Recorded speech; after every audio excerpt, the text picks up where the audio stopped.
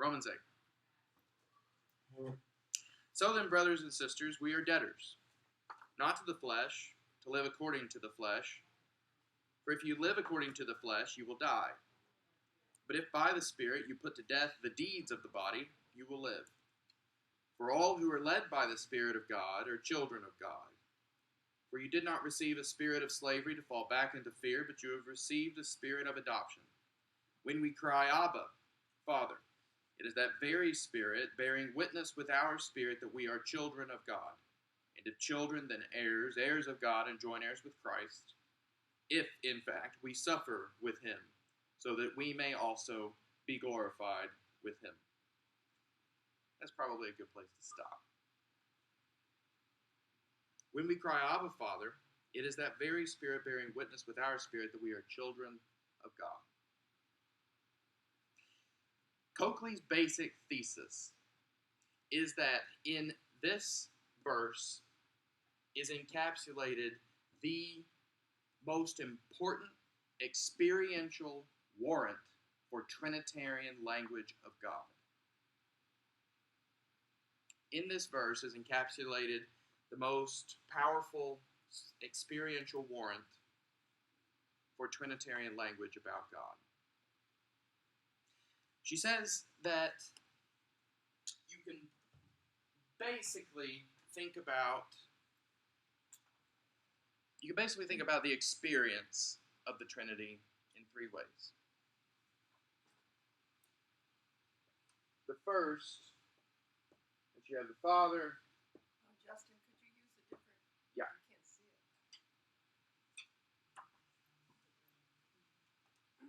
Thank you, Jan. Is that better? Yes, Okay. thank you. So you have the Father, the Son, and the Spirit. And the Father gives you one experience of God, the Son gives you another experience, and the Spirit gives you another experience. So sometimes we experience, let's say we experience God the Father through what? Music. Music is characteristic of God the Father. God the Son, poetry. And the Spirit, food.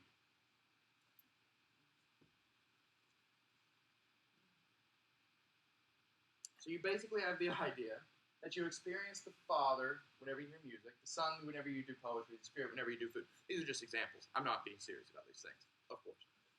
Although I do like the idea that the Spirit would be associated with food. That seems fitting to me in some fashion. But the idea is that when you experience one, you're not experiencing the other two. Okay, you could perhaps be in a restaurant where your beloved was reading you poetry, there was music going on in the background, you're reading some food. But that's taking the analogy way too seriously. Okay, there's nothing about food, poetry, or music which necessarily involve one another. These experiences don't necessarily involve one another. You can have an experience of the Father in one way, and that's fine. The Son and the Spirit aren't involved. You can have another experience of the Son in one way, the Father and the Spirit aren't involved, and you can have an experience of the Spirit in another way, and neither the Son nor the Father are involved. So you have an experience of one Trinitarian person at a time. Does that make some sense? This is the first way that people could think about the way that you experience God. An example of this would be something like what she's talking about in that passage on Acts, where she talks about the Spirit being associated really strongly with prophecy. There's a sense in which the Spirit sort of proves its existence to human beings by impressing on them a certain sort of experience. Prophecy is her example from Scripture. But this is not where the theological tradition ends. The theological tradition moves on to an understanding. I'm going to erase this just in case we're too tempted to. I feel like we're going to end up in an Olive Garden somewhere. It's going to distract us. Yeah. The second way that we can think about the experience of the Trinity is as a single experience. eventually the theological tradition comes to say that you never experience one person without also experiencing the other two. God is united ad extra. I'm teaching you guys this language because she uses it. Ad extra. All of God's acts outside of God involve all three persons. So you never have an experience of the Spirit by the Spirit self. That's impossible. You never have an experience of the Father by the Father self. That's impossible. What you have is one single experience of God. And this makes better sense, actually, because this would seem to verge on tritheism.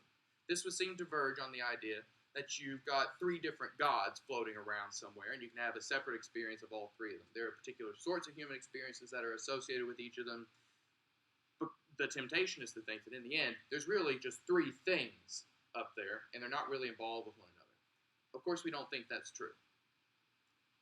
The Trinitarian dogma is that there are three persons in one substance.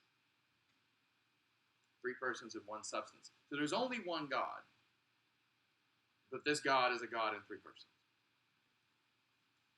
So when this God acts outside of God, anywhere, doing anything, all three persons are united in some way. All three persons are involved. So what you get is you get a single experience that is trifaceted. And this is what she thinks is happening in Romans 8.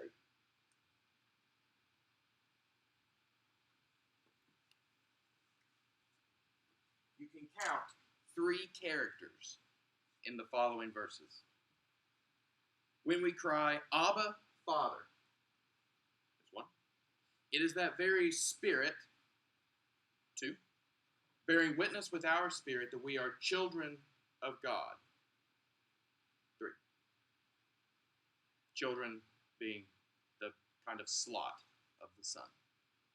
And if children, then heirs, heirs of God and joint heirs with Christ, if in fact we suffer with him, so that we may also be glorified with him.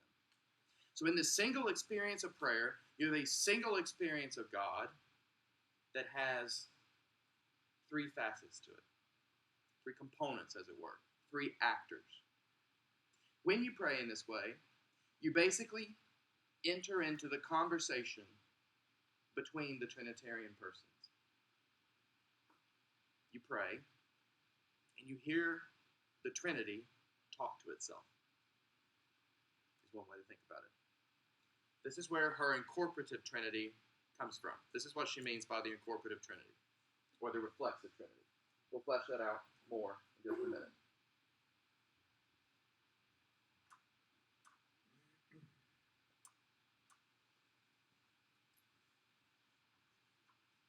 This, though, develops into a kind of third way of thinking about the way the three persons work. This is the idea. She calls it the linear Trinity.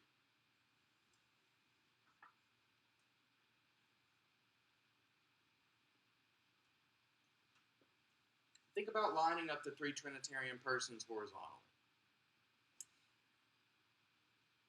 This is what she thinks is sort of suggested by the books of John and Acts. In John, she says that really what you have is you have a drama going on between the Father and the Son. That's basically what's going on in most of John. Until Jesus says, don't worry, I know I have to leave you, but I will send you another comforter. I will send you the Spirit. But until that moment, the Spirit hasn't really showed up on the scene in a serious way. This would seem to suggest that the Father, the Son, and the Spirit kind of work in succession to one another. What you have is you've got two primary actors, the Father and the Son, and then you've got the Spirit over here who hangs out and whose job it is to distribute to the rest of the world the benefits of this relationship. The real drama exists between this dyad. So when you, she uses examples from the Cappadocians toward the end of the chapter to explain this. So we'll return to it next time when we've got some more historical data under our belts. But the one way to think about this is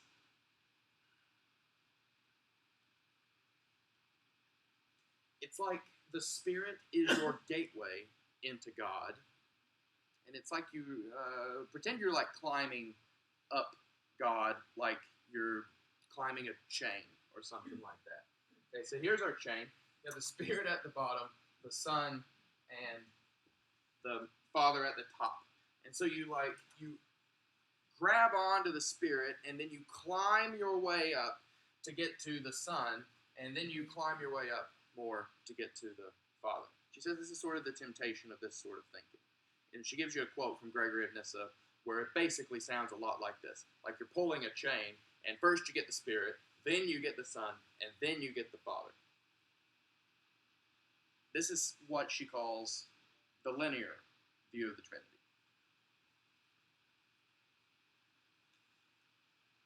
There's a temptation with this sort of Trinitarian thought, though, to pretend that the Spirit is somehow less important, less divine, less equal than the Father and the Son.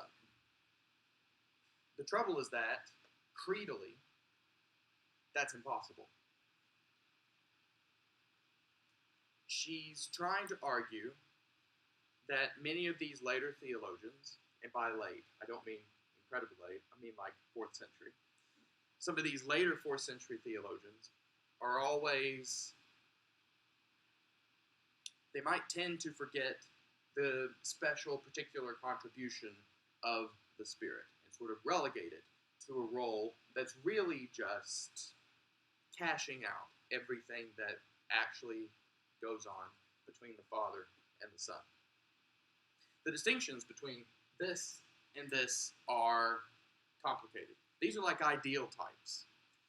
And there's a footnote toward the beginning where she admits that most of the time in the theological tradition, what you get is you get some sort of combination of the two of these things.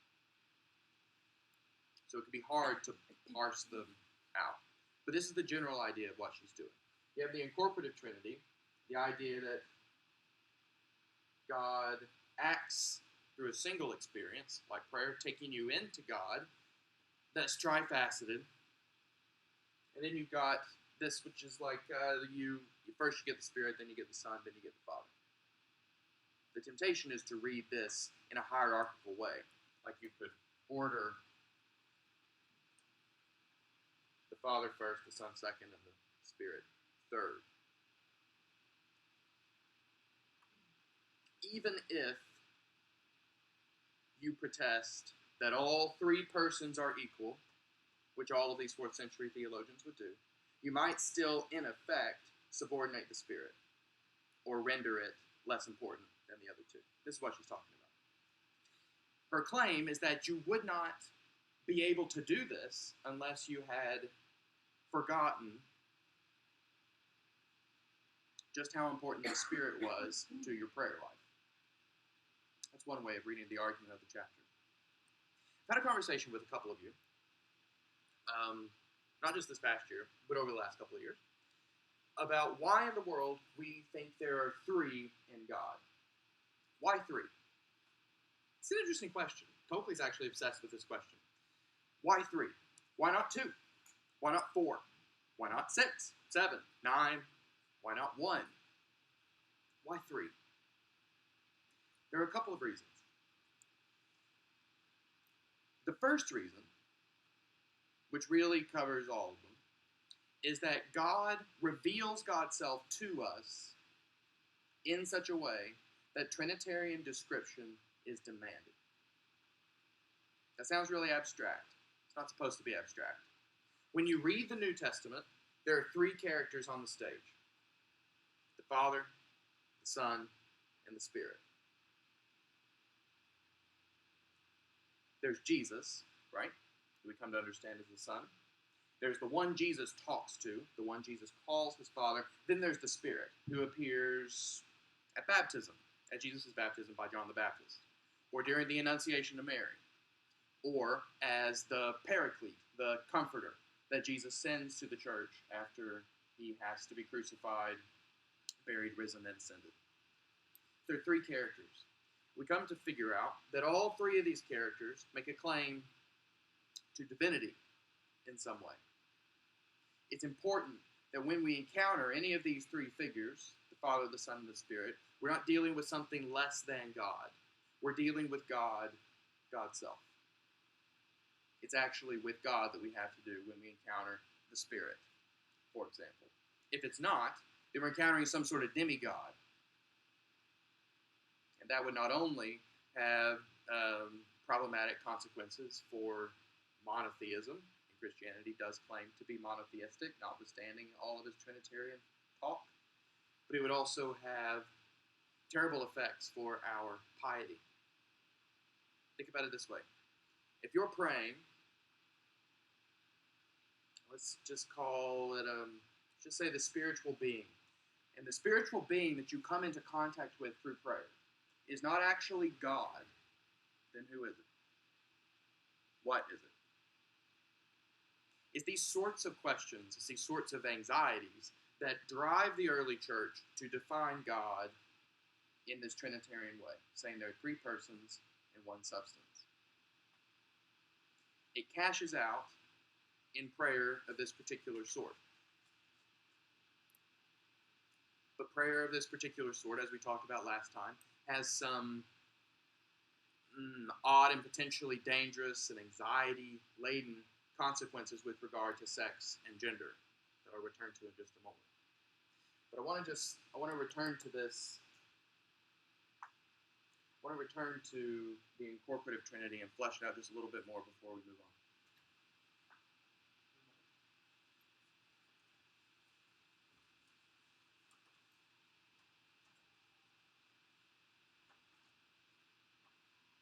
So let's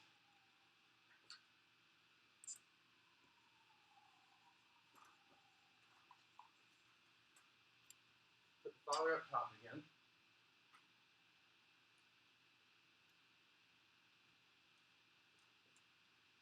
This is us.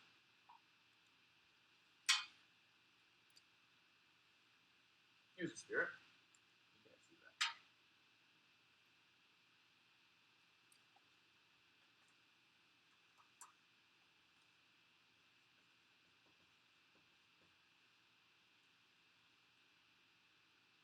Now let's cash out Romans 8. So the Spirit is sent by the Father, who's the source in some way, and also the object of prayer. Okay, so the one to whom you're praying is God the Father. You're not praying to the Spirit or to the Son. You're praying to God the Father. But this prayer works in this way. The Father sends the Spirit into the heart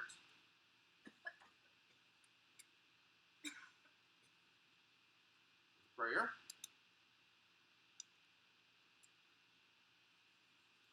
Spirit infuses the heart.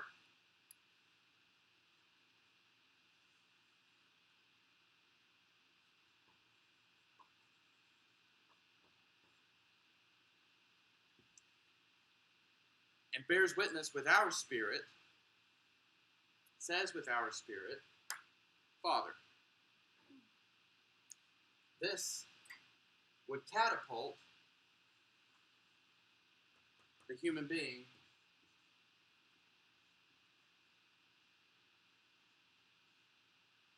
into the place of the Son.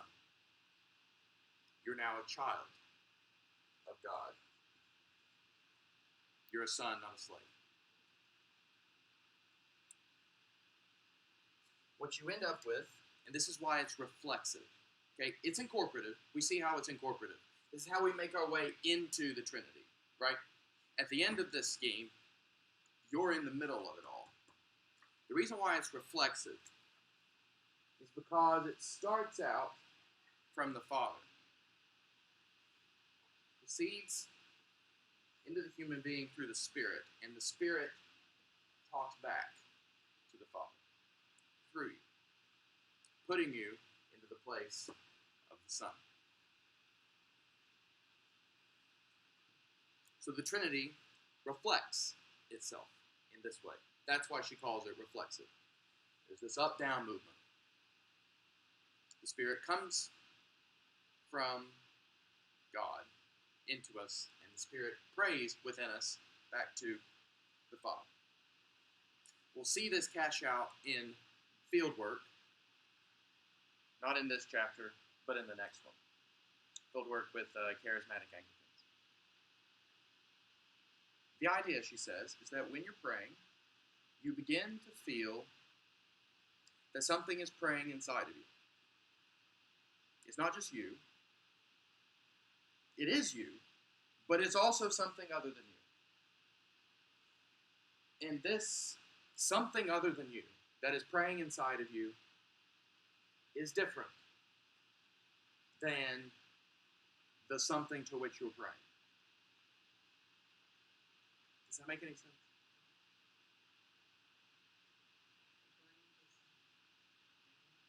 Yeah. This picture looks an awful lot like the picture we drew on the very first day, doesn't it? Basically, it's identical. That's intentional.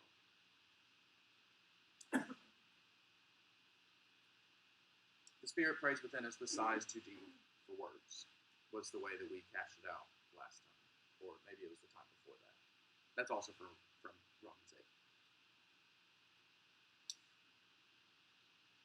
The interesting thing about this model for her is that it means that really, in the logic of this prayer experience, the Spirit comes first.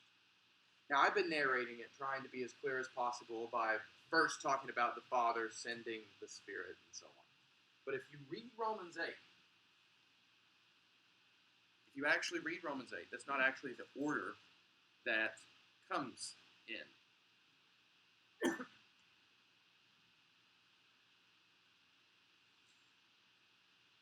When we cry, Abba, Father, it is that very Spirit bearing witness with our spirit that we are children of God.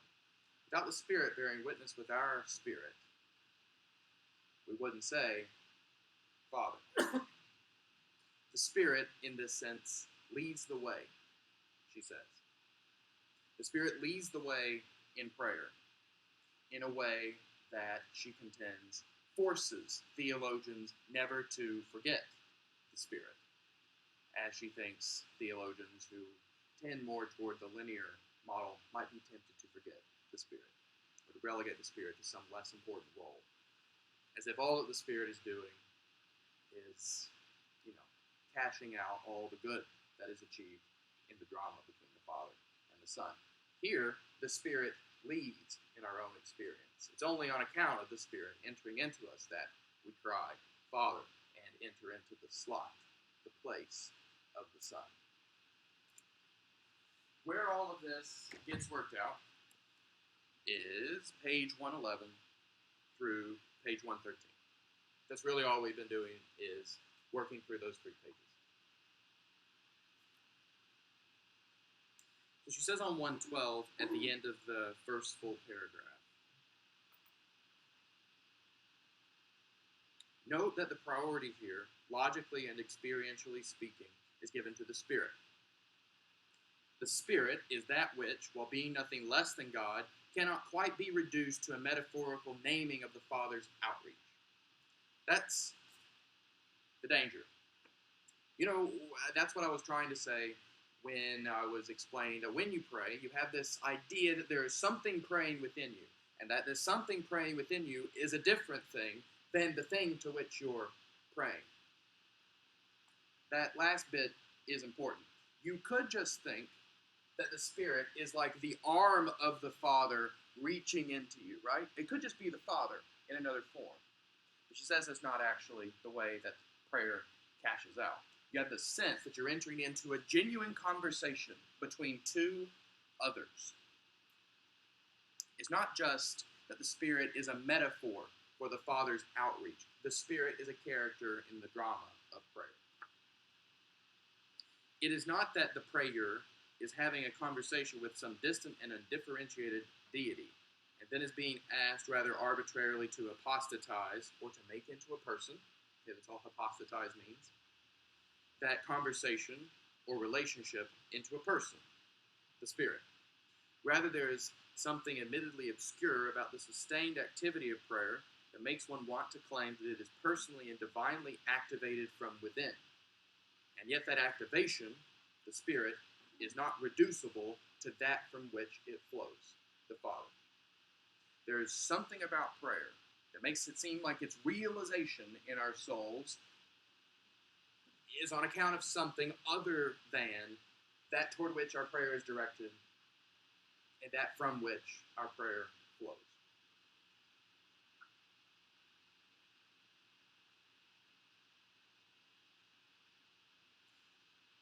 Where we end up is in the place of the Son. This is on 113. The term Son, she says, connotes not just the past earthly Jesus, nor even yet the risen person of Christ, if that's individualistically conceived, but rather the divine life of Christ to which the whole creation, animate and inanimate, is tending, and into which it is being progressively transformed. This is admittedly an odd way of talking about the Son, but it is interesting. We don't have her Christology yet, so it's hard to understand exactly what she intends here. We'll have to wait for Volume 4, whenever it comes out. But in Romans 8, I've already closed it. I need to stop closing it. In Romans 8, there's a verse also about, the Romans 8 verses that we have been reading end with talking about our being joined to Christ's suffering.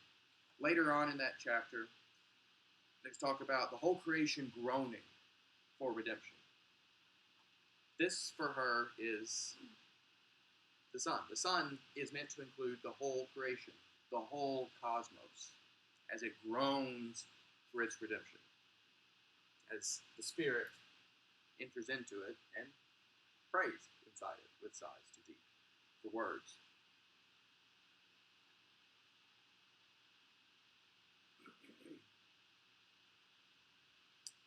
So if we go to the very bottom of that paragraph on 113, to summarize, it is not the different sorts of discrete experience attend the three entities, right?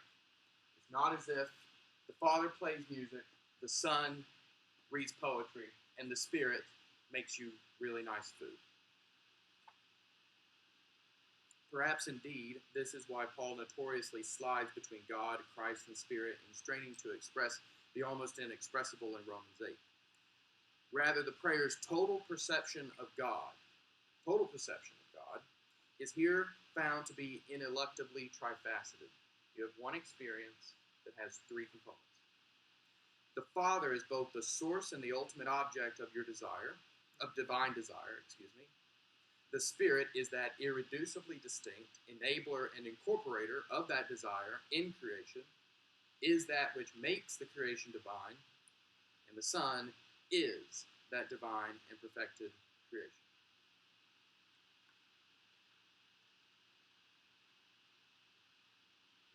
And there in the next paragraph, she talks about the cosmological implications, the whole creation groaning defined as Christological telos in God, etc.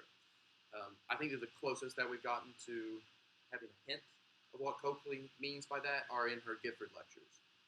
Those lectures on evolutionary cooperation, they're entitled Sacrifice Regained. I talked about them on the first week. In any case, we don't exactly know what she's talking about. We don't know how it's all going to cash out. But there is clearly the sense that